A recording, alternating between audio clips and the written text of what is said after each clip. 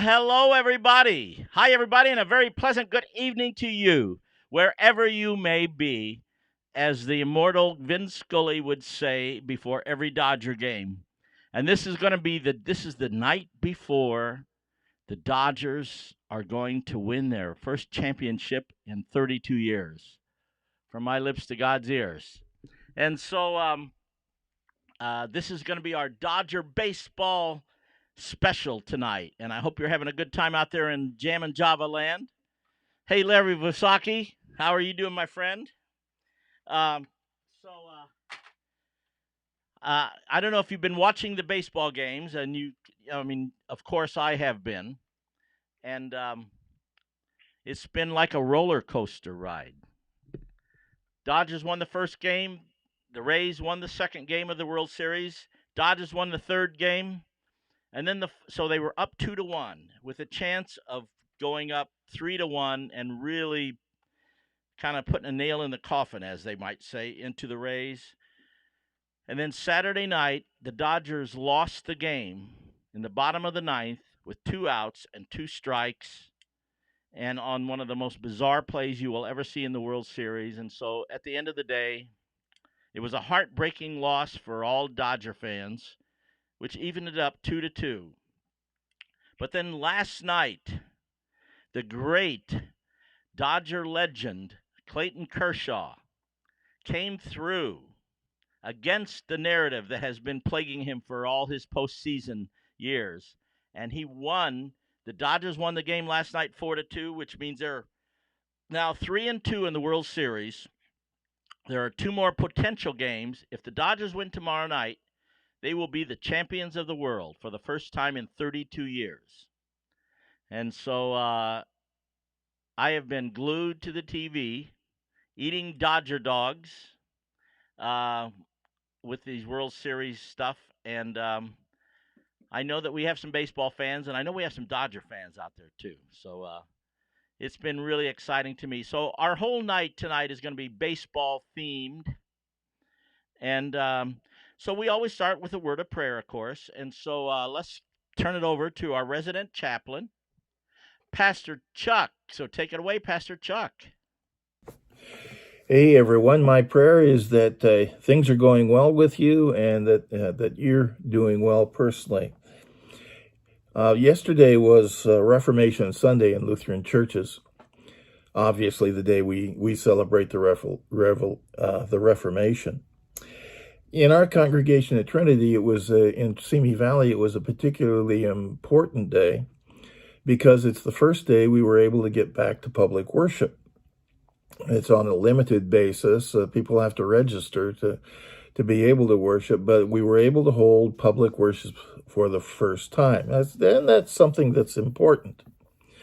The epistle lesson for Reformation Sunday is from Romans chapter 3, verses 19 through 28. Now, as a pastor, I have no idea how many times I have preached on this or taught it or read it, but a lot. And what happened yesterday was that as pastor read it, I gained a new insight. A light went on. I had to memorize this part of this passage as a child when I was being instructed in the faith. But as I said, Pastor, when he read it yesterday, it just kind of came alive to me in a different way. And this is the portion of the passage that I want to read for you. For all have sinned and fall short of the glory of God, and are justified by his grace as a gift through the redemption that is in Christ Jesus. Now, many of you probably know that passage or portions of it. As I said, I first learned it as a proof text that we are all sinners before God. But what struck me yesterday was that there's something different than what I had originally learned it for. That's what I learned is a part of it. But here's a side note. In ancient Greek, there are no commas and there are no periods. When you translate it, you have to put those in. There's nothing to indicate the end of a sentence. There's nothing to indicate in textual markings to indicate a question or an exclamation or anything. That's in the text, and we have to add those. But sometimes it's good for us if we can ignore them and read the passage, and that's kind of what Pastor did yesterday, and that's why it struck me in a different way. Let me try to read it the way he did. For all have sinned and fall short of the glory of God and are justified by his grace as a gift through the redemption that is in Christ Jesus. Now, I don't know if you can hear the difference in that. When we pause after we talk about all have fallen short of the glory of God, that puts the focus on that part, but that's not the point.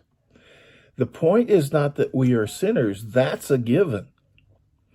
The point is that in spite of our sin, God has not only a plan, but he has done something about it. It's an accomplished solution. It's final. It's complete.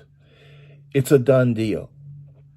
No matter what your circumstances are, no matter what your situation is, no matter if you have failed grievously or tremendously, no matter if you're burdened with guilt, whatever your shortcomings might be, whatever your failures are, God has done something about it that you and I cannot do, and he's done it through Jesus Christ, our Savior. And it's ours as a free gift. Would you pray with me?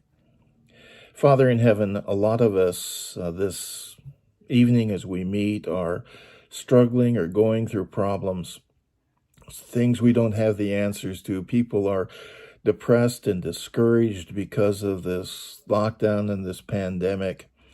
There's things on the television and the news that upset us. And Lord, we forget that you have already taken care of all of this, and that the most important thing is you have reestablished a relationship to us through Jesus Christ. And we pray, Father, help us to lean on you today. Be with those that are sick. Be with those that are discouraged and downhearted. Help us to find joy and celebration in everything that you do, and help Robbie to lead us in that way this evening. In Jesus' name we pray. Amen. A little long, but back to you, Robbie. That wasn't too long for a pastor. I've known most pastors to be a little long winded, my brother. Uh, you know what? I'm going to start the night off with a little acknowledgement. We unexpectedly lost a fan, a Four Seasons fan, who maybe she may have been the greatest Four Seasons fan ever. Now, I just say that with all due respect to all the fans out there, the Frankie Valley and the Four Seasons fans. But this young lady, her name was Sharon Sheila Snyder, and anytime we would play anywhere in the Philly, New York, New Jersey area, she was always there sitting in the front row. And she had been a fan for literally as long as I've been with Frankie, which is now 42 years. And so she's seen um, so many incarnations, renditions of the Frankie Valley and the Four Seasons band. But she was a faithful fan who was always there, always super courteous, super polite, respectful. She just loved the music, and she had been a regular on Jam and Java too. She always I always saw her comments up there and stuff. And I guess last week, Larry Vasaki, who's watching right now, I think you were the first one to let me know, and then I know a lot of the Four Seasons family um, are very saddened by her unexpected loss, and so we do pray for peace and comfort for her family as they mourn the loss of Sharon Sheila Snyder. And so, with that said, I'm going to turn the page into baseball mode. As I say, this is Dodger baseball week. Now, we only have two more games left in the baseball season, and that would be tomorrow. And hopefully it ends tomorrow. If the Dodgers win tomorrow, it's all over. The Dodgers are world championships.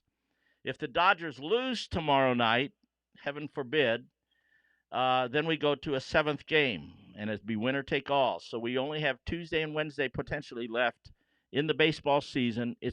I really have enjoyed having baseball, and particularly this year because of the Dodgers in the World Series. Now, for those who are not versed in Dodger baseball, the Dodgers have not. The last time the Dodgers won the World Series was 1988. And they've lost 2 of the last 3 years in the World Series. Oh, and I see a friend. Well, actually, I see his.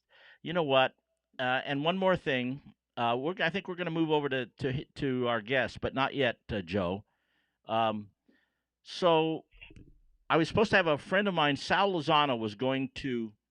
Um, Sal Lozano was going to be my guest tonight, and he is a great saxophone player and a great Dodger friend and fan. And we were going to talk Dodger baseball. And he lives down in Orange County area, and they're having wildfires. His power is out. He called me about 30 minutes ago and said there's no way he could because they're evacuating his whole area down there, and it's getting really hairy. So I got on the phone with a friend of mine who is a household name, and I've said this before about this young man. His name uh, is spoken more often than Babe Ruth, Hank Aaron, Lou Gehrig, all put together, any other baseball name in history. And he was a great Dodger pitcher. He pitched for the Yankees. He pitched for Cleveland. He pitched for 26 years. He should be in the Hall of Fame. So let's bring him on the show, Mr. Tommy John. Welcome, Tommy. We're bringing you in there, brother. Tommy Yeah, John in baby. the house. Look at that. In the house. You look good, Tommy. Not bad for an old fart. You're not old, man. Look at you. I think you could still pitch. No, that's no way. No, no. I'm 77 and things are starting to kind of go on me. And, but you know what? I can still play a little golf. Uh-huh. Cheryl and I have fun on our travels. Today we're up in Napa and well, I guess you didn't brew wine, but you made wine, you blended wine, and her blending won first place.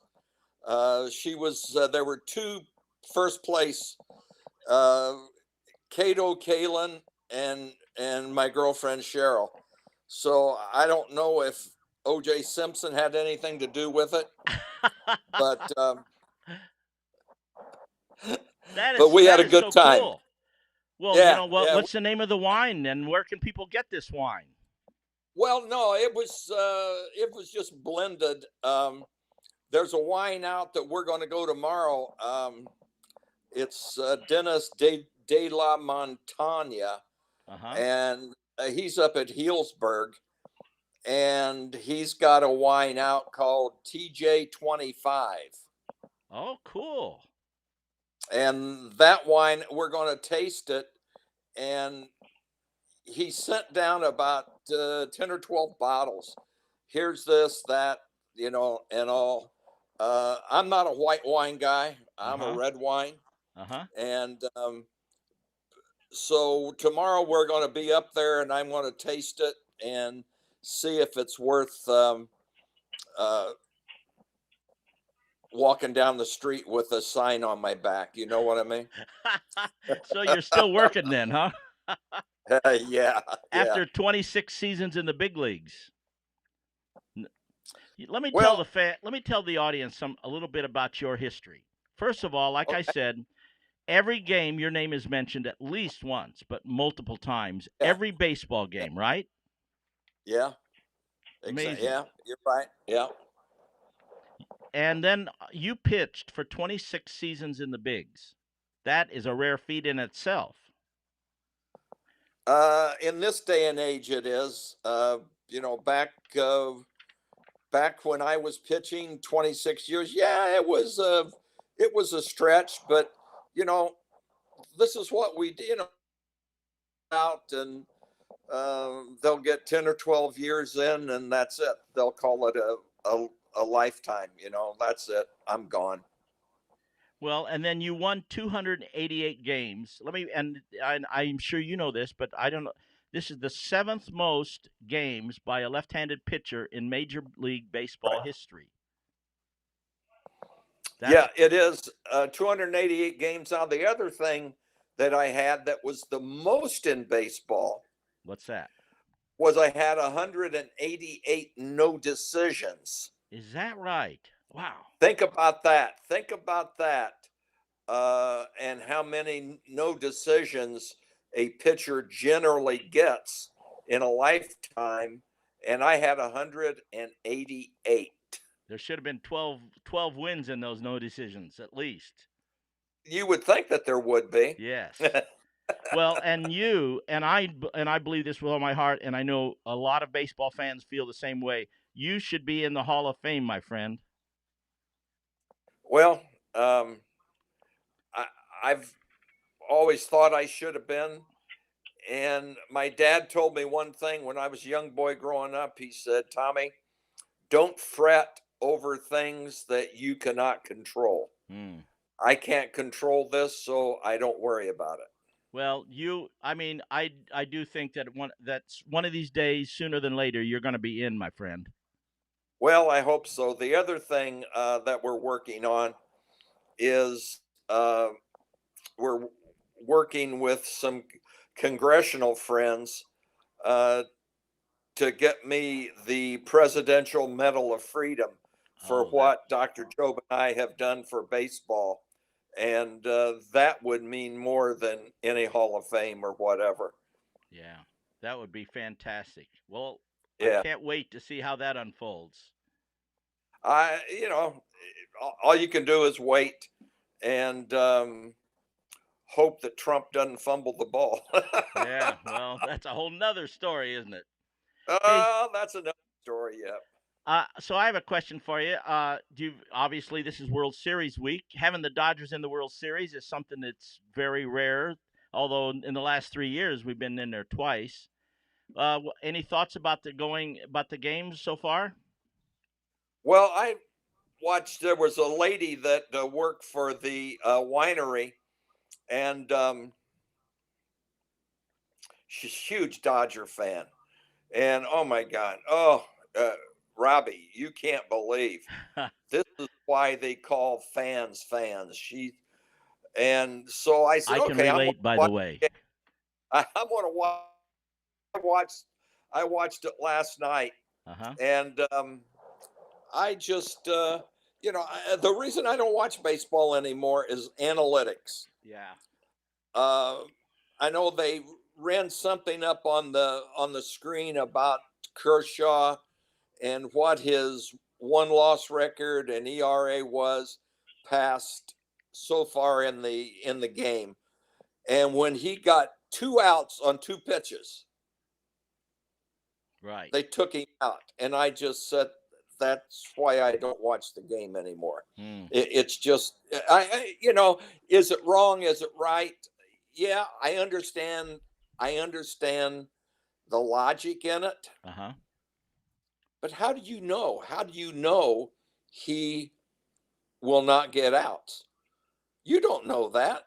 So let the guy go for a batter or two or three, and then if he doesn't do it, then you bring him in and you go from there. Or at least ways that's the way it used to work when Al Lopez managed and Tommy Lasorda and Uh all huh. that. My God, couldn't you see Lasorda managing with analytics? I know I couldn't. He couldn't even balance the checkbook for Pete's sake. How's it going? I'm sure you must have had some arguments with managers who wanted to take you out. As a matter of fact, game 6 of the 81 World Series? Yeah, game 6. I gave up my first run in 14 innings Yeah. in the top of the fourth inning. I gave up my first run in 14 innings, And in the bottom of the fourth, they pinch hit for me. And I got into it with Bob Lemon. I never said anything, but Uh-huh. he said, I'm going to pinch hit for you. I said, what? Yeah, I He know. said, I'm going to pinch hit for you. I said, who are you bringing in? And he said, George Frazier. I said, shit, Frazier hadn't pitched good all series. He Exactly. said, don't tell me how to manage. And I said, well, somebody's got to, Bob, because Wow. this is not right. And what I found out later from a friend of mine, Steinbrenner had meetings before every game with his manager, coaches, scouts, and all that to Right. come up with a game plan. Well, in baseball, there is no game plan. Hey, The there you go. the last pitch, it Mm-hmm. was the game plan. I mean, there is no game plan. It's not like football. Well, they've got a weak right tackle and we're going to pound them over there, or they've got no, that baseball's not like that because you can go out in the first 2 innings and give up 8 runs, and there goes your game plan. Now you got to scratch for runs and try to get back in the game. But when Lim told me that, I went ballistic, Hmm. and then I found out why Steinbrenner had these meetings, and where'd I go? I see your head. Well, I'm someplace here. Can we see him, Joe? Oh, I see. We see you. We can see you, Joe. I mean, we can see you, Tommy. Kinda. Ah, we lost you. Did we lose him, Joe? Okay, it looks like we lost Tommy. Oh, he's joining again. There we go. Let's get him back in. Okay, are we back on there, Tommy? Yeah, yeah. There you go. So you were talking about the meetings with Steinbrenner and his manager and his coaches. Well, to come out with a game plan, and his game plan for that game was get a lead early in the game, Uh huh. and then go to your bullpen and win it out of the bullpen. Okay, and that's what he did. Well, if you think about it, you're pinch hitting for your pitcher, your Mm-hmm. starting pitcher. And the reason your starting pitcher is starting is because he is the best pitcher that night. Amen. If you had somebody better than your starting pitcher, he should be out there on the mound. So now, when they did that, you're saying, okay, it's the bottom of the seventh. In the bottom of the seventh, and the score's tied 1-1. Would you bring George Frazier in, or would you bring Goose Gossage in? You'd bring Goose Gossage in, Yeah. and then he pitches 2 or 3 innings, and then you bring in the next guy. You bring in the next guy, and some writer said, "Well, what would happen if you had to play Game 7?" I said, "You know what? Every pitcher out there, I could have come back and only have him pitch 4 innings. I could have come back and pitched 2 or 3. Yep. Ron Guidry was ready to go. Rigetti was ready to go. You have all these guys ready to go, but they wanted to do this um, uh, pinch hit for the starting pitcher in Hmm. the bottom of the fourth inning. Oh, Well, I can it tell you was one thing, Tommy.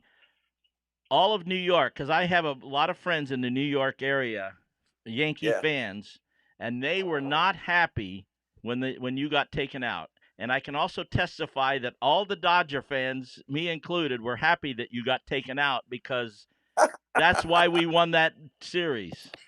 That's exactly right. That is exactly right. Yep. And it was funny pitching against the Dodgers because it was like pitching an inter squad game. Yeah, you were Uh, buddies with all those guys, right? yeah, and you got Russell and Lopes and Garvey and Say, and the last time I faced him was in Vero Beach in Wow. an inter squad game. But yeah, it was fun, and I tell you what, I if I could go back in time, I'd do it again.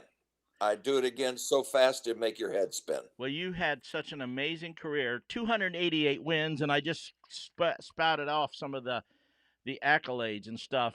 Four-time All-Star, three-time American League shutout leader. 20 game. You joined the 20 win club three times, and then everybody wrote you off, and then you had that surgery and pitched in another. How many years after that? 14. Great. You are the bionic man. Hey, Tommy, it's such a pleasure. You know what? I called you about a half an hour ago and said, "Hey, can you fill Yeah. in for my guest?" And what an upgrade in guests, I must say.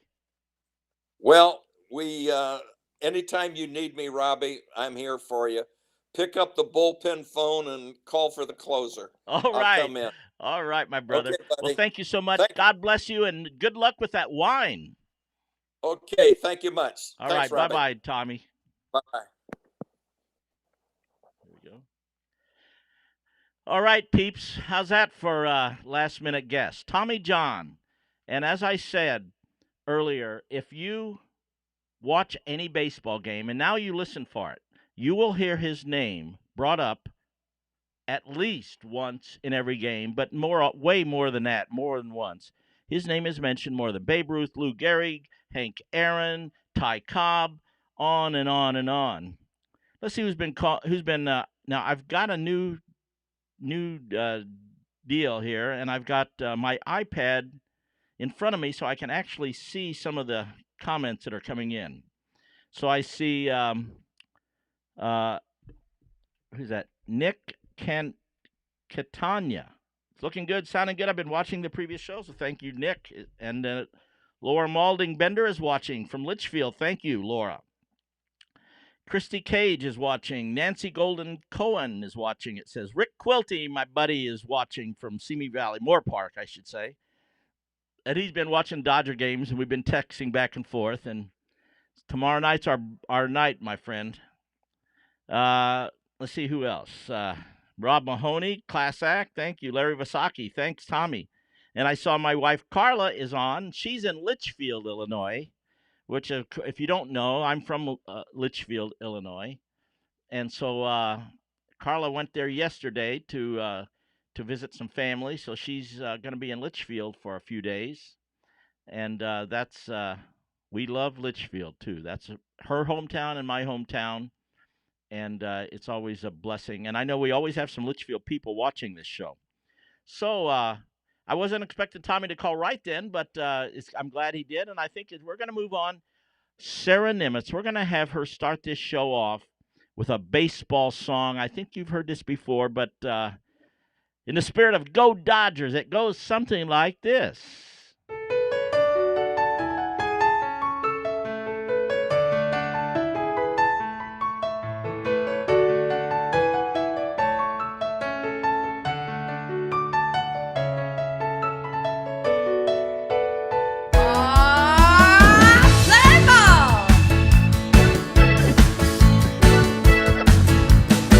Well, beat the drum and hold the phone. The sun came out today.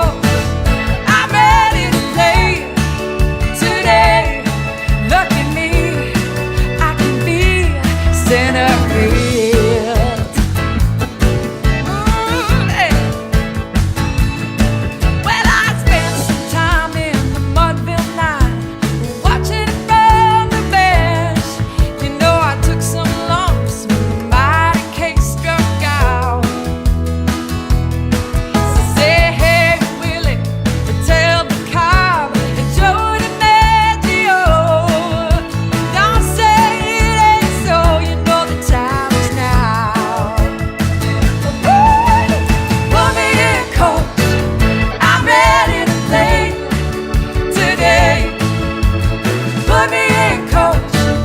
I'm ready to play today. Look at me, I can be center field. Oh, hey, yeah. Play it, Robbie.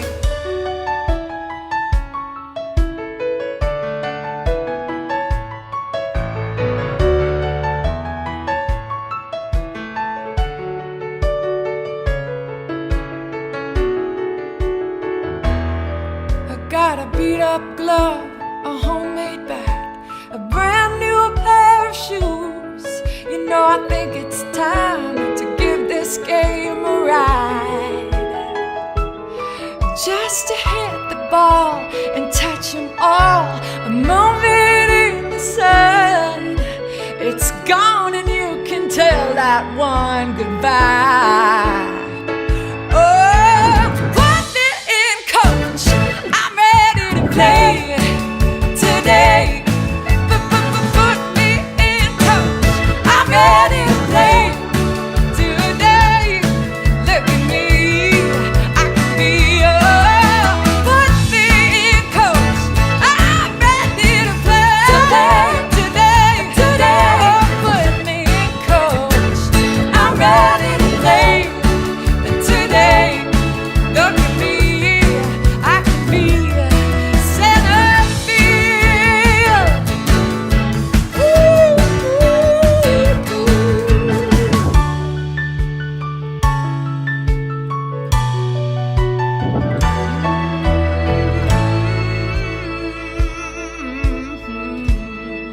Play ball. Thank you, Sarah Nimitz. Put me in, coach. I'm ready to play. That's a great song by the great John Fogerty, who was, of course, originally with uh, Creedence Clearwater Revival, and he wrote most of their hit records. So, good stuff. And oh, look who's. I see that Sarah is in the house here. How's this go? Oh, like that. There we go. Litchfield, yes.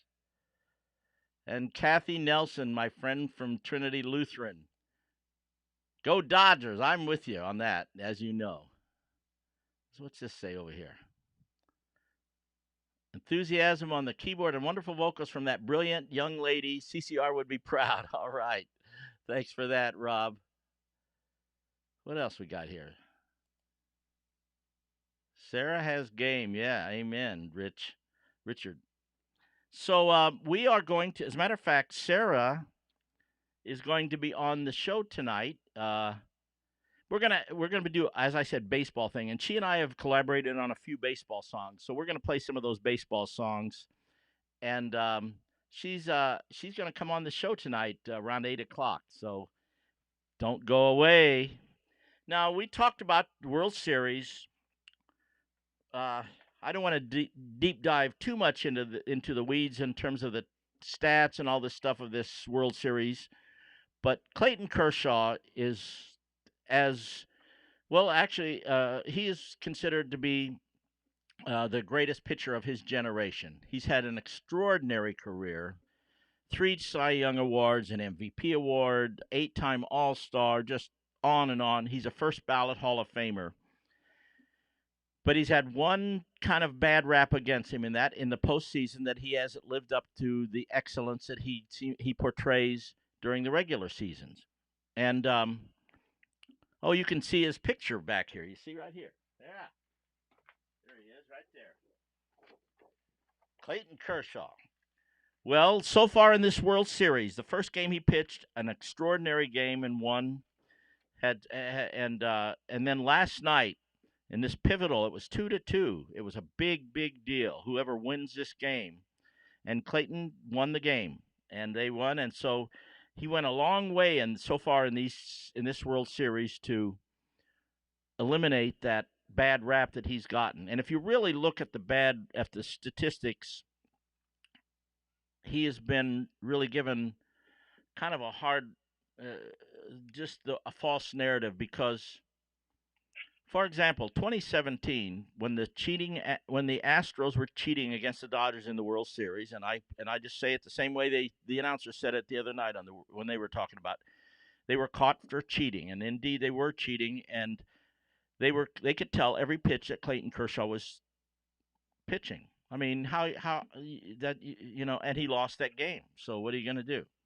But I have a song that I wrote called "How Cool Is Number 22 Dodger Blue," and it's my little tribute to Clayton Kershaw, who is, as I say, great, great, great, great, great pitcher. And he's even a great humanitarian. He has all kinds of charity things that he sponsors, and he goes out of his way. And he's a brother in the Lord, and he is just really a special guy.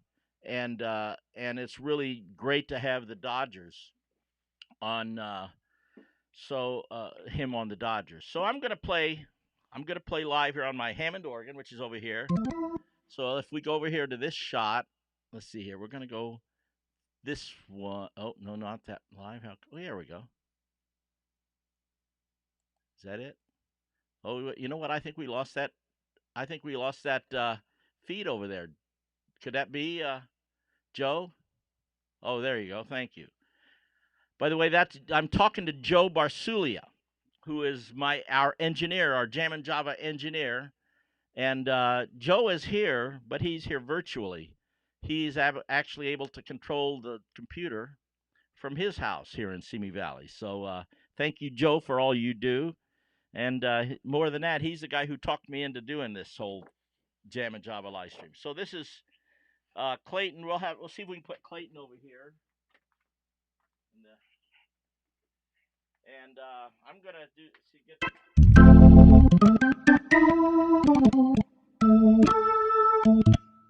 Okay, so this is gonna be my tribute to Clayton Kershaw. His number is 22. And the song is appropriately called "How Cool Is Number 22 Dodger Blue." And I put together a little drum track to play with, so it's going to be me and my drum machine.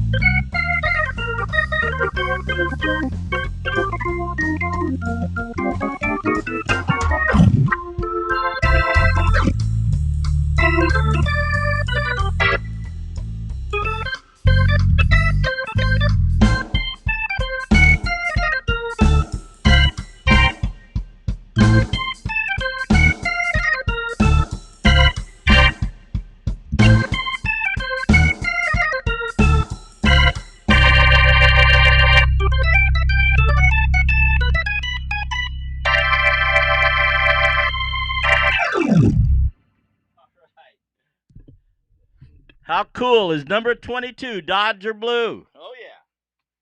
All right. So that's my little tribute to Clayton Kershaw. And I'm hoping that he doesn't have to pitch anymore in the World Series, because if the Dodgers win tomorrow night, they won't need him.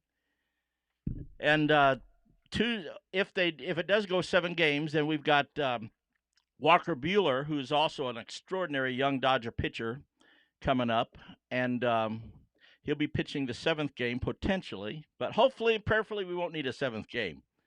Dodgers tomorrow night, win it all, world champions. The Dodgers have not been world champions since Clayton Kershaw was born. He was born in 1988, and that's when the Dodgers won. Let's see, go back over here. There we are. Okay. So let's see what's next on the old agenda here. I have a friend, again, baseball theme tonight. A friend of mine, I have a friend who is in the Baseball Hall of Fame. His name is Marty Brennaman, and he's one of the great announcers in the history of baseball. He was the Reds announcer since 1972 or 73. Now I get it confused, but a long time ago. And he just retired this past year. As I say, he's in the Baseball Hall of Fame. He's a good buddy, and I was talking to him the other day about the World Series, and he's picking the Dodgers. Now, being the announcer of the Cincinnati Reds, there was always a rivalry between the Reds and the Dodgers, and so he's not a big Dodger fan, that's for sure, but he picks the Dodgers for this thing. So I did an interview a while back with him, and I thought I would play a portion of that interview. So let me see if I can find it here. Yeah, it's right there. Okay, so let's go to an interview I did a little while back with Mr. Marty Brennaman. Take it away here. It goes like this. I'm here today, my friends, with one of the most celebrated, one of the most revered humans to ever walk down a street in Cincinnati, Ohio. This guy, he's in the Baseball Hall of Fame at Cooperstown. He's been the announcer for the Cincinnati Reds for 46 years. And this is going to be his first season in retirement. Please give a nice jammin' java welcome to Mr. Marty Brennaman. Hey, Marty, can you see me? Can you hear me? You're looking good, Robbie. You're looking good, man. Thank you. I see you got your old Brooklyn Dodger outfit on. I had, at least I didn't wear L.A. Dodgers. Thank you very much, Robbie. I appreciate the introduction. I've got to say that one of the great things about the job that I had for over 4.5 decades was the opportunity and the privilege of meeting a lot of people that became friends, and you certainly became one of them, and it all happened because of the great game of baseball. I think that we first met at Dodger Stadium. We became friends there. When you came to Dodger Stadium, typically with your Dodger jersey on. That's right. You and I crossed paths, and we've been friends ever since. And on top of that, your longtime relationship with Frankie Valli and the Four Seasons makes it even more special, because there's no bigger fan in the world of Frankie and his group than I am. So I cherish our friendship. I'm thrilled to death to be on with you tonight. Now, let me get to your beginnings. You had one of the most amazing beginnings as a broadcaster for the Reds that anybody could even dream of, let alone script it for a Hollywood movie. In the first inning of your first game, you make one of the most historic calls in the history of baseball, Hank Aaron tying Babe Ruth's home run record. Tell us about how that went. Well, it was amazing. I came on the job on February 1st, 1974, replacing Al Michaels, who has been a dear friend of mine over all these years, an LA guy for many years right now. And Al left to go to the San Francisco Giants, and I got the job. And I looked at the schedule when I got to Cincinnati and realized they were going to open against the Atlanta Braves at Old Riverfront Stadium. And I certainly was aware of the fact that Henry was sitting on 713 home runs. And so the game came, and there was great controversy as to whether or not the Braves were going to play Aaron, because they played 3 games at our place, and then they would go right to Fulton County Stadium in Atlanta. And naturally, the ball club and the fans wanted to see Aaron set the record in Atlanta. Sure. And so they had every intention in the world of not playing him. And the commissioner, Bowie Kuhn, stepped in and said, no, you got to play him 2 games. He said, you got to play him 2 of the 3 games. And so that was it. So he was in the lineup on opening day. We have, just like Dodger Stadium, when they opened, we have 55,000 in our place back in the day of the old That was ballpark. Crosley Field or what? What stadium was that? Riverfront. Riverfront. Oh yeah, okay. And so he is the fourth batter up in the inning. He's hitting cleanup.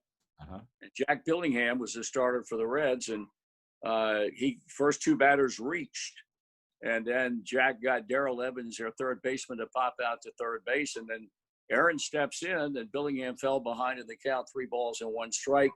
He tried to throw a fastball by him, and Aaron lined a home run over the left field wall. That tied Babe Ruth's record at 714. And my partner, that was day one of a 31-year-old love affair between myself and Joe Nuxall, who was my broadcast partner. And inning finally ends, and we go to a commercial break, and he turns to me and says, "What the hell do you do for an encore?" And I said, I have no idea. I don't know. I was just blessed. I was truly blessed and the best part of it all for me personally, because I was awed by everything that day. I was awed by the crowd. I can imagine that I'm in the big leagues broadcasting Major League Baseball, was that I didn't screw the call up. And I think all of us as play-by-play guys, when the moment of truth comes and you've got a big event to call, a big personal achievement or a team achievement, the one thing that you have nightmares about is screwing it up. And I felt like it came out very well, and I was thrilled to death about that. It came out amazing. I can't imagine my first time on a big stage, the first few minutes, and playing something that is so historic. I mean, it's just like, it's crazy that you did an amazing job. And here it is. Outfield shaded around toward left for Aaron. Billingham with a pause. The 3-1 pitch. Swung on. Long shot into deep left field. Rose is back, and that ball is gone. A home run. Henry Aaron has just tied Babe Ruth's home run record of 714 with a clout over the 375 marker in left field.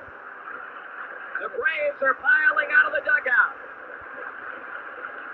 The crowd is on its feet in mass here at Riverfront Stadium as Hank Aaron has just hammered a 3-1 pitch from Jack Billingham over the left field wall, and the Braves are out front 3-0. You did a great job with that. Thank you. Thank you.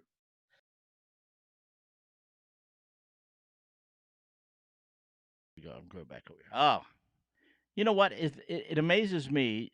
Think about that. That was the first game. Was it the first? Yeah, the first game he ever broadcast, and he does that historic call of Henry Aaron tying Babe Ruth's record. I mean, that's just extraordinary. And he had a great career as an announcer. As a matter of fact, I was telling him the other day when we were talking about the World Series, and boy, I wish he was announcing the World Series, because I'm not going to go off on the announcers, Joe Buck and Smoltz, but I sure would rather have Marty Brennaman in there. That's for sure. Let's see what kind of. Let's see. I see some people.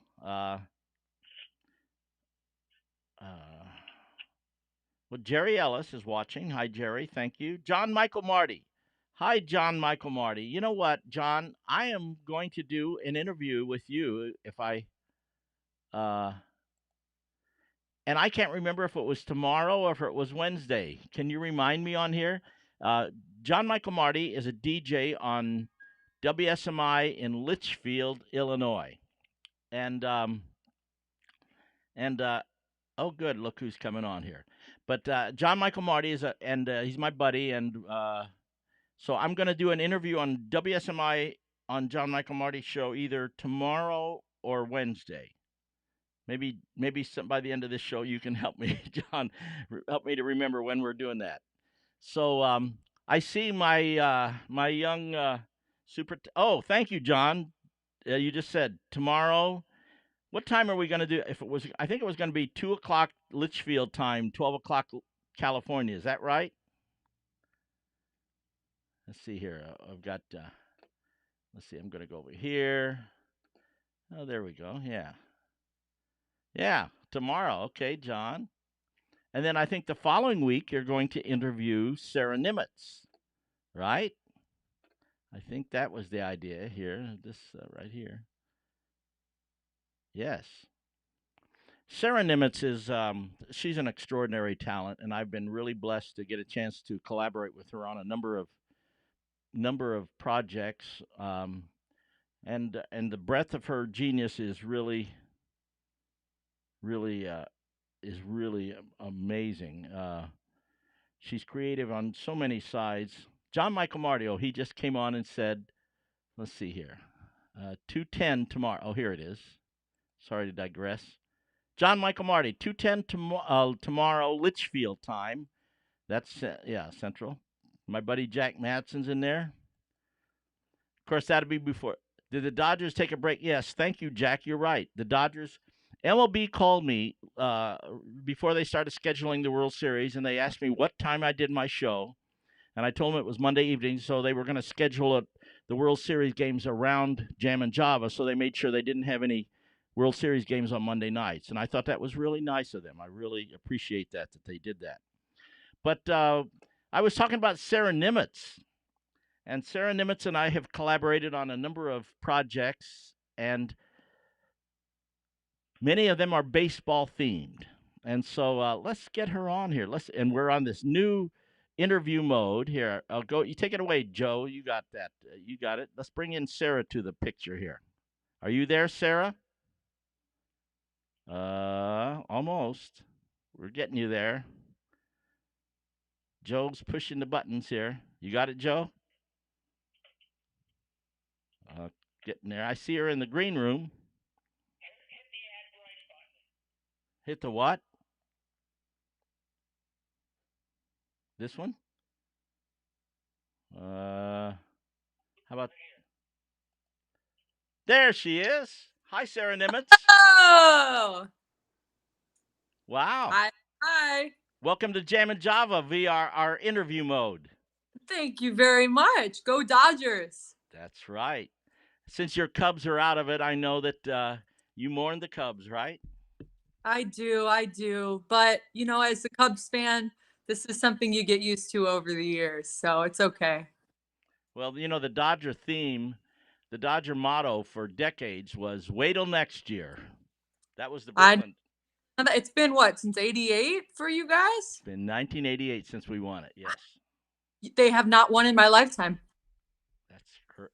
Oh, wow. That's even more profound, isn't it?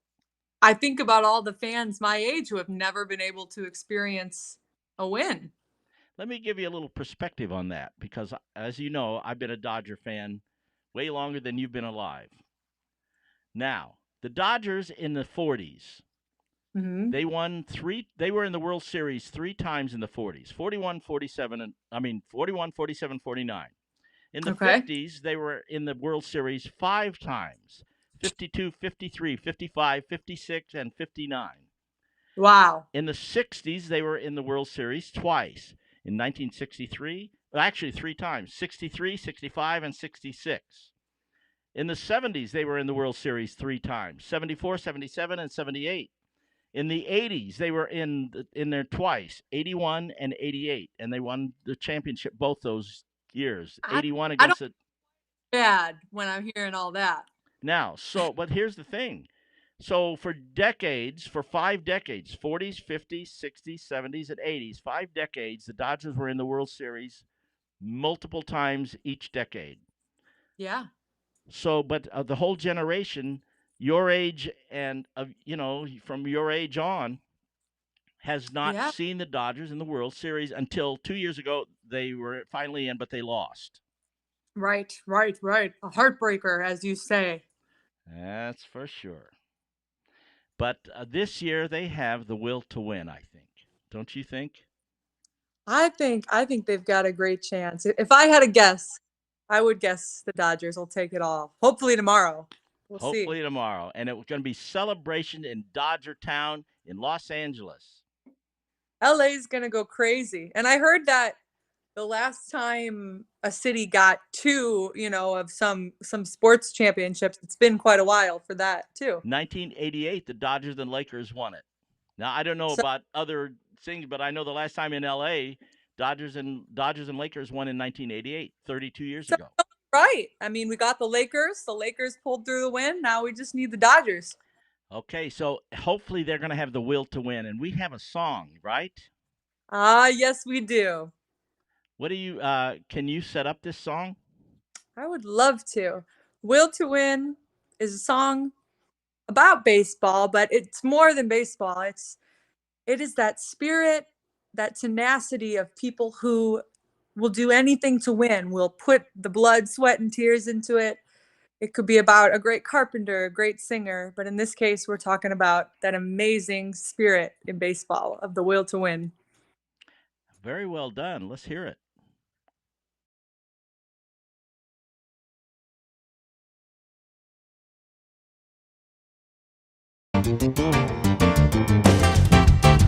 Go to work before the sun is up, and don't return until the moon is in the sky. Every night, dreaming of the game. And when we're fighting just to stay alive, I know the spirit inside is gonna call my name, call my name. We count the time until the day arrives, and every moment I am closer to the prize. Alive, live the life I live. Never quit until we hit a wall, and anytime to fall, we've got it over again. Put me in and let the game begin. I hear the music getting me to the goal relentlessly. Will to win, drive the dream in me, determined to begin your song of victory. I hear you in my heart, sing your melody, born to play this part with your will to win within me.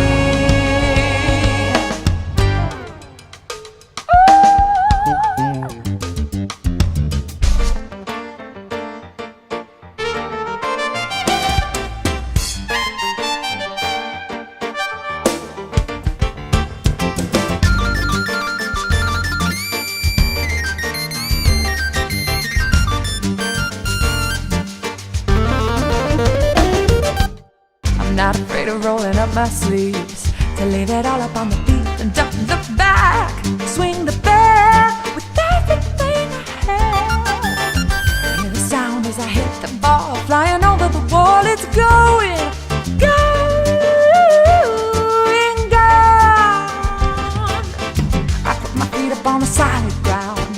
I hear the roar of the crowd cheer me on. As I run along, I feel the wind blowing in my face as I'm running the race and headed home again. Oh, put me in and let the fun begin. I hear your music getting me to the goal relentlessly. Will to win, drive the dream in me, determined to begin your song of victory.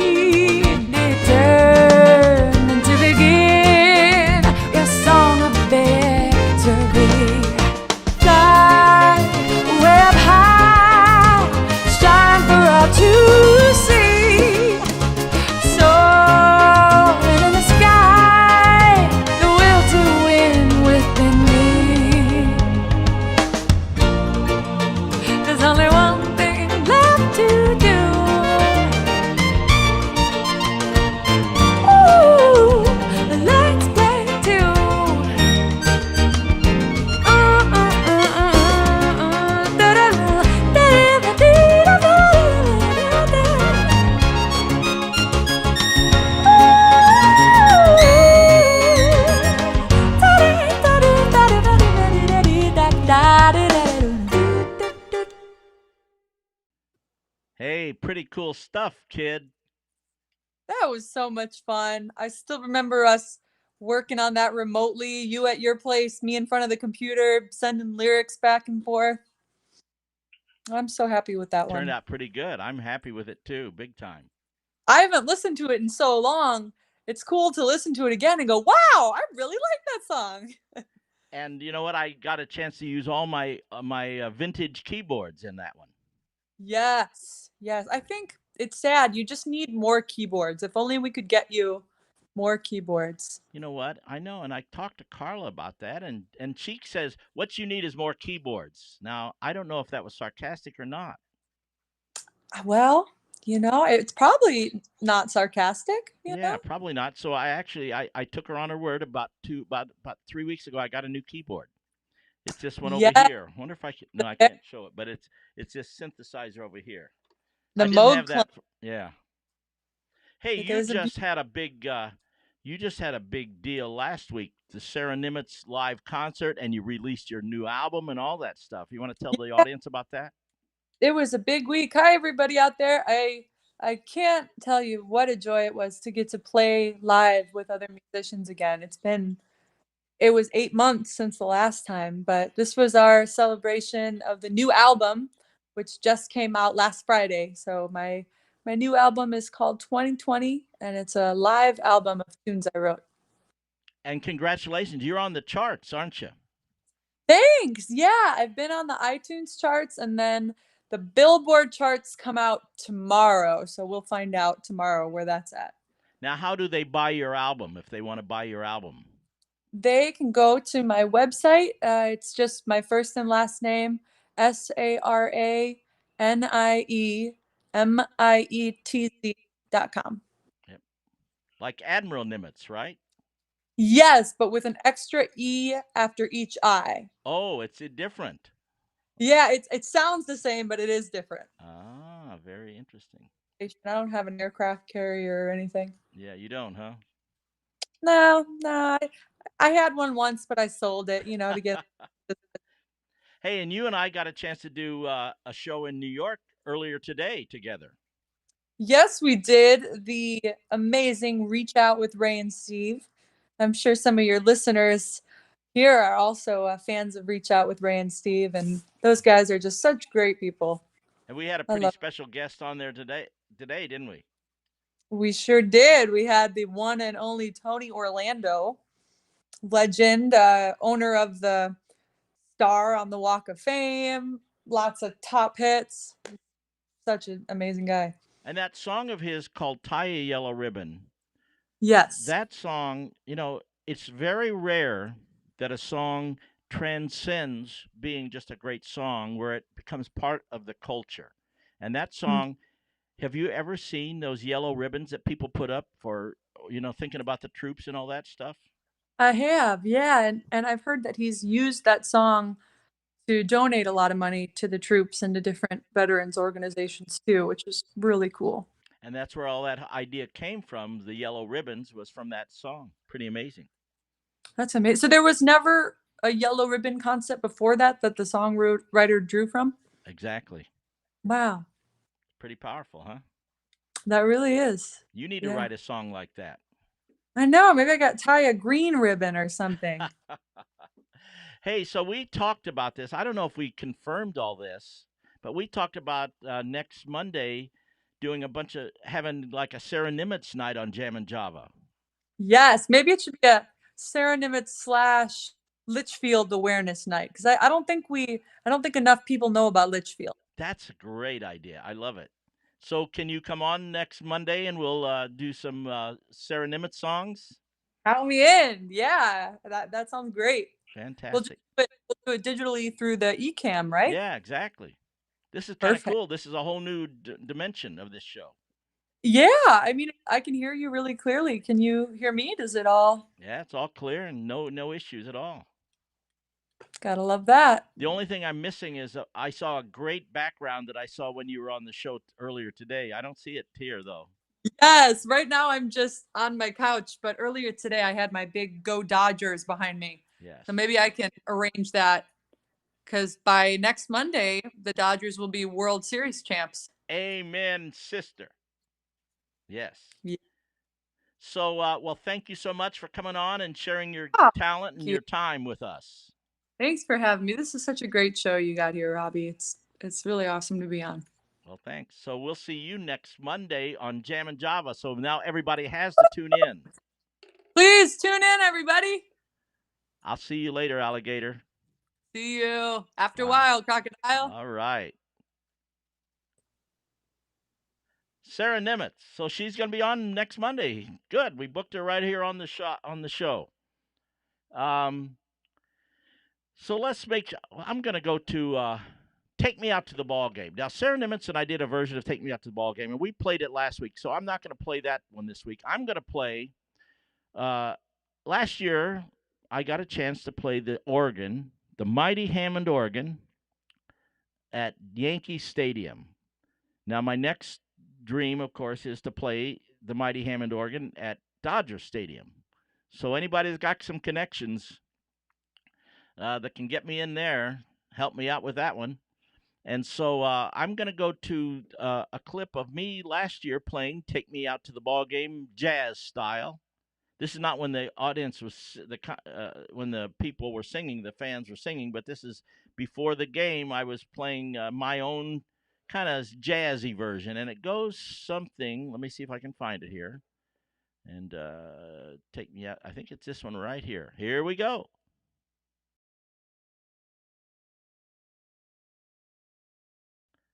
No, it's not that one. Okay, let me go back over here. No, it's not that one. Oh Lord, now I'm hitting the wrong button. Okay, no, and Joe, you're fighting me here. There we go. Okay, live, take me out, take take me out, Yankees. I think it should be that one. Let's see if this is it.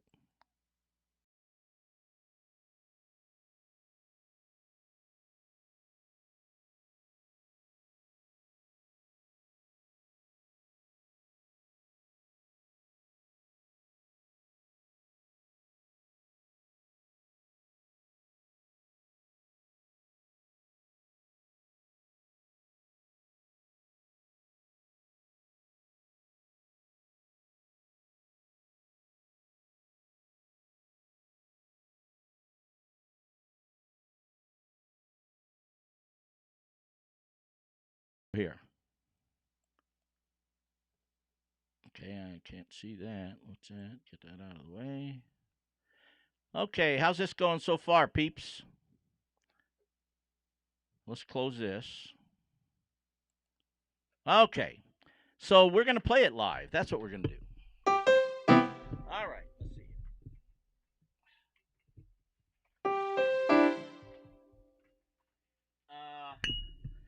So this is an iconic song. It's well over 100 years old, and it is probably the most, well, it is the most famous.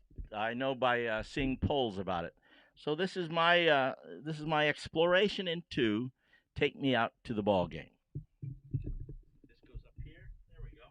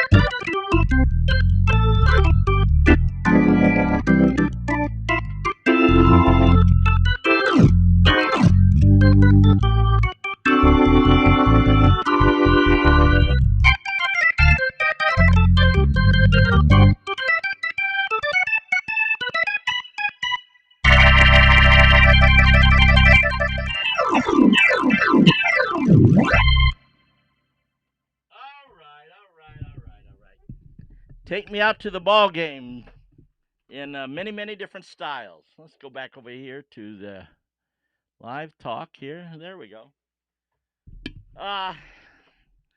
Boy, I'm so excited about the game tomorrow. Raise your hand if you're a Dodger fan and you're going to watch tomorrow night. Gary Swan is up there in the house. What do you got to say here, brother? Oh, say it again. There you are. Love you. Take me out to the old ball game. Yeah. Hey, man. Gary Swan, we're going to have to get you on one of these days, too, here, brother. One of my ham fan brothers, great Hammond, Oregon guy. You know what? Sal Lozano was supposed to be on the show tonight, and he's down in Orange County, and he has no electricity, and they're having all kinds of fires and all kinds of issues going on down there, and they're evacuating that whole area, and so he's not sure if he's getting evacuated. Bottom line was he couldn't make it tonight. And I know he played in your band, Gary Swan. Sal Lozano. Great. I've got a clip, but we're going to have him on in the future, and I'll save some of these cool clips that I have from him. So where are we here? Let's see who's on here. Okay. Oh. Do we have? I'm trying. I don't know. Hopefully I haven't lost any. All right. Who else is on? Larry Visacki, great show. Pretty cool to have Tommy John on and Sarah Nimitz. Wow. And this is a new mode we can bring in guests like this, and it's going to be a lot of fun. So, Steve Glassmeyer. Well, Sarah, as I said, we've collaborated on a bunch of baseball-oriented songs, and so there's a great song that was done by Kenny Rogers called "The Greatest." And a while back when we were doing a baseball themed show, I asked Sarah to do a version of this song, "The Greatest," and she did in her own extraordinarily creative way. And then I have a friend of mine who was the music director for Kenny Rogers for the last 40 plus years. And as we know, Kenny Rogers passed away earlier this year. Very sad to say.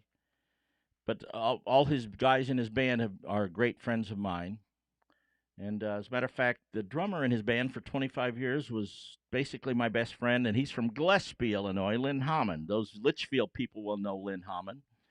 We played together in a band called Patch and Dee Dee with my brother Rex, Lynn Hammond, and me, and a young lady named Dee Dee Carr, and we traveled around the country. And then Lynn came out here, and he played with Frankie Valli for a long time, and then we did a bunch of other musical adventures together, and then he ended up being with Kenny Rogers for 25 years. But Steve Glassmeyer is a buddy of mine who's an Ashevillean, but literally just moved to California this year. And he played on The Greatest with Kenny Rogers, and he was, as I say, he was the music director for Kenny Rogers for years and years. And I asked him to set up this song and tell us a little bit about the song The Greatest, and then we're going to hear the amazing Sarah Nimitz perform it. And so I'm going to go over here right now, and we're going to hear what Steve Glassmeyer's got to say about the song The Greatest.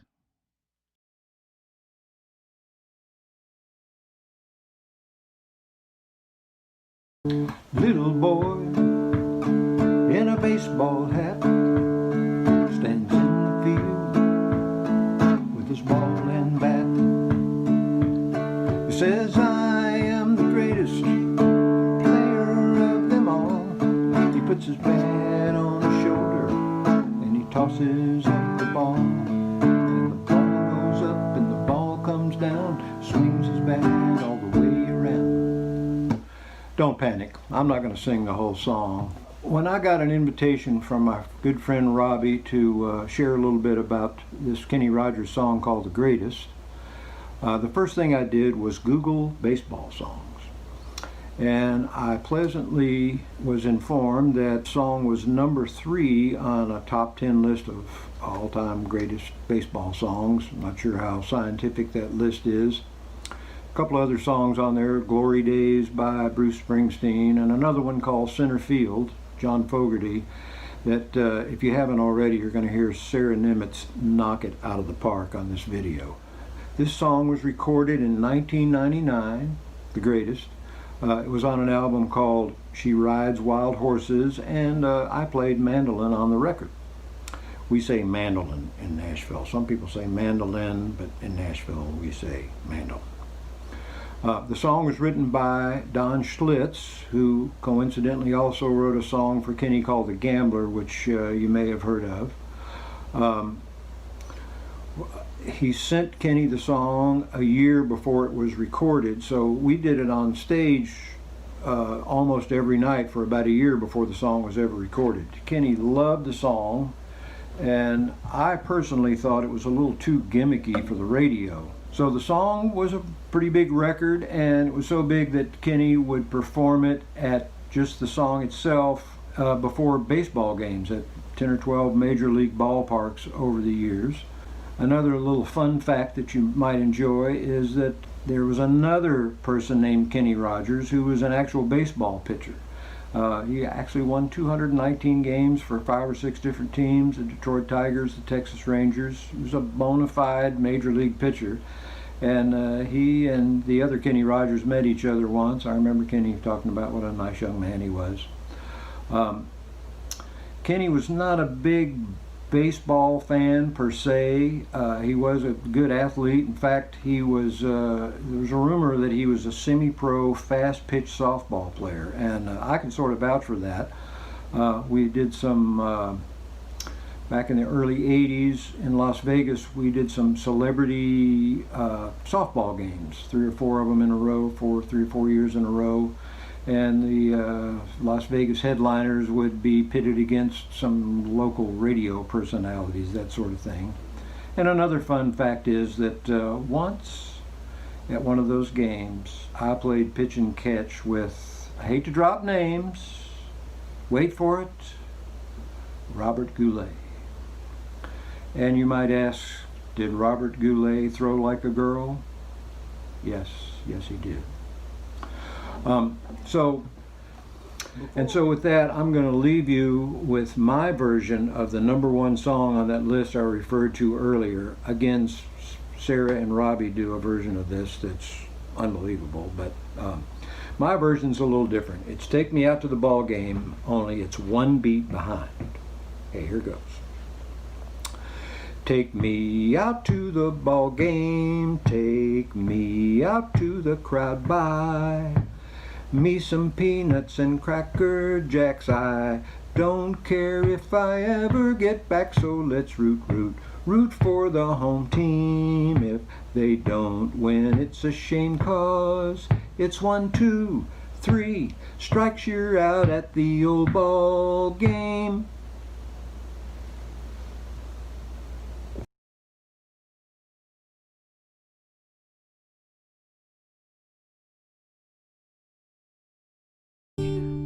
In a baseball hat, stands in the field with his ball and bat. Says I am the greatest player of them all.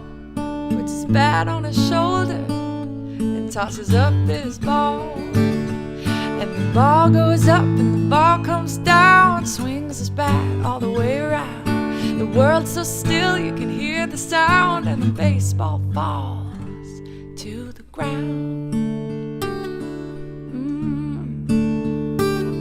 Now little boy doesn't say a word, picks up his ball, he's undeterred. He says I am the greatest there has ever been, and he grits his teeth and he tries it again.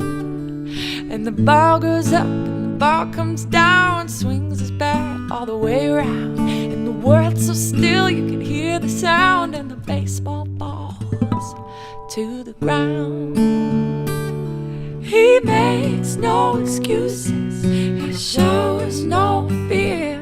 He just closes his eyes and listens to the cheers. Little boy, he adjusts his hat, picks up his ball, stares at his bat. He says, I am the greatest. The game is on the line, and he gives his all. One last time, and the ball goes up like the moon so bright. Swings his bat with all his might, and the world's so still, it still can be. And the baseball falls, and that's strike three. Now it's supper time, and his mama calls. Little boy goes home with his bat and ball. He says, I am the greatest. That is a fact. But even I didn't know I could pitch like that. He says, I am the greatest. That is understood. But even I didn't know I could pitch that good.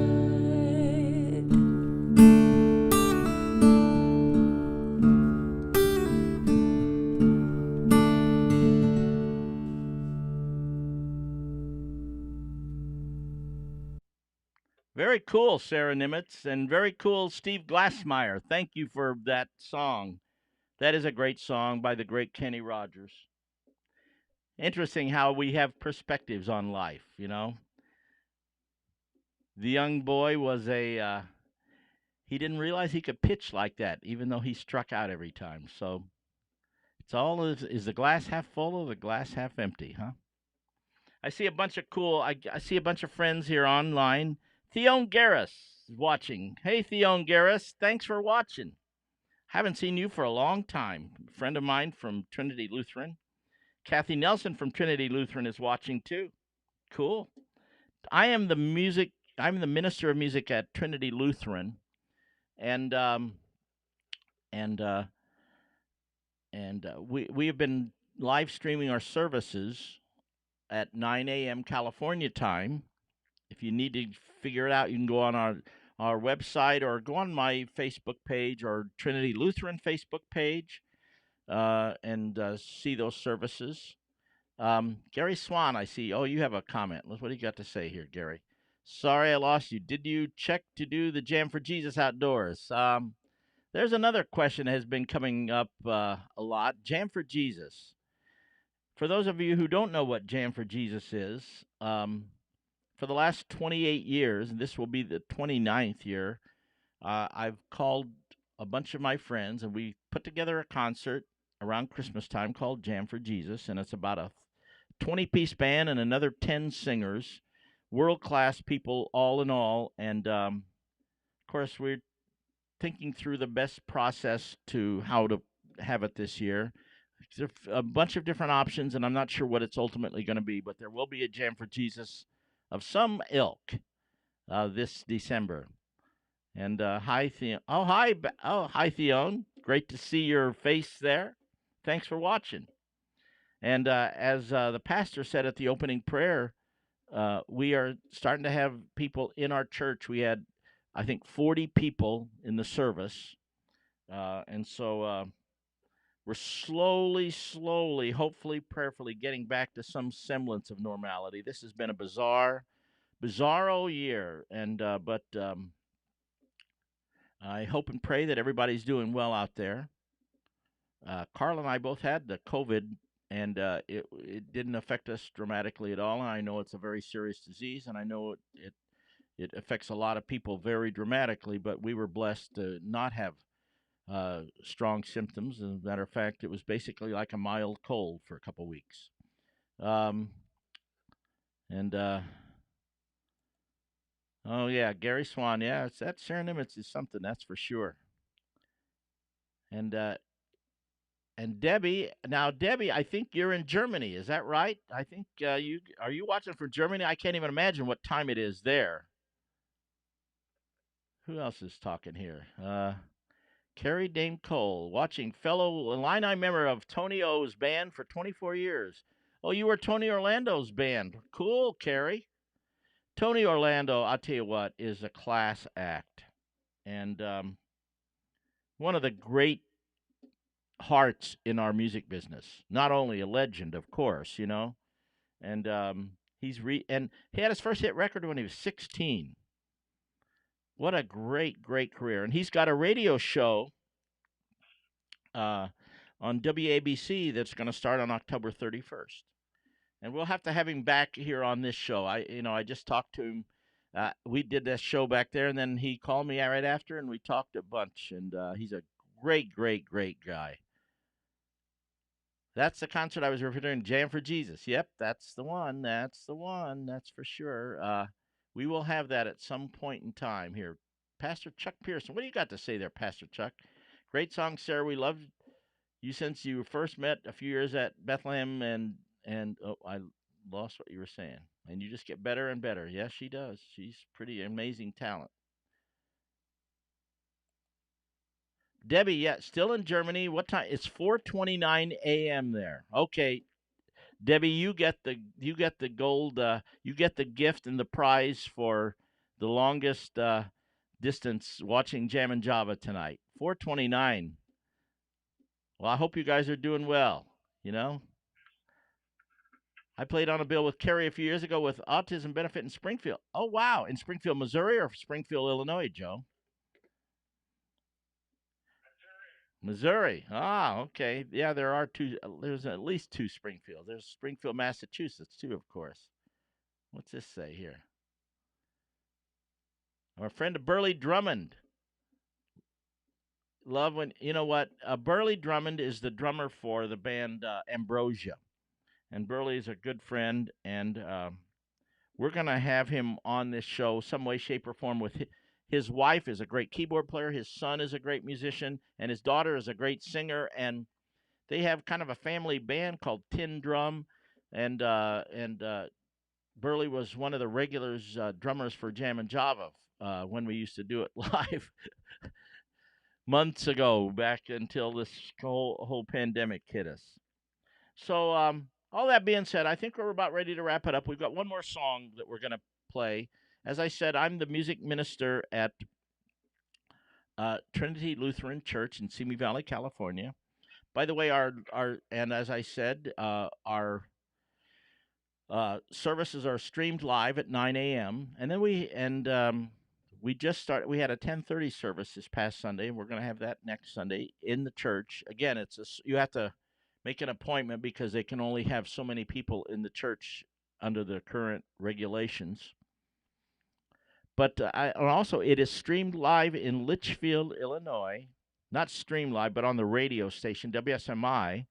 And I'm going to be on WSMI doing an interview with my good buddy, John Michael Marty, tomorrow at 2:10 p.m. Litchfield time. That's the Central Time Zone. And I always look forward to talking to my buddy John Michael Marty and catching up on Litchfield and all that kind of stuff. Let's see. Yeah, Tony is a true gentleman, and you know what? He is. He's one of the great guys in our music business. And Carrie saying hi to Joe Barsulia, our engineer, our remote engineer. Thank you, Joe, for everything you do. All right, a round of applause for Joe, everybody. Yay. So we're going to close out with a song that we did yesterday in church. And it's by Ludwig van Beethoven. And hopefully it's going to have to do with the baseball game tomorrow. We're going to have joy in Mudville because tomorrow night the Dodgers are going to win. And Beethoven knew this 200 years ago. Joyful, joyful, we adore thee. Of course, we adore Jesus Christ, King of Kings and Lord of Lords. And we're going to take it out with Joyful, Joyful, Trinity Lutheran Praise Band with Andrea Hammond, with Eddie Hedges, and Olivia Barker, and myself. And thank you for everything you do. Thank you for joining us with Jam and Java. We'll see you next Monday. I guess it's going to be Sarah Nimitz night next Monday. All right, you guys. See you next week, and go Dodgers.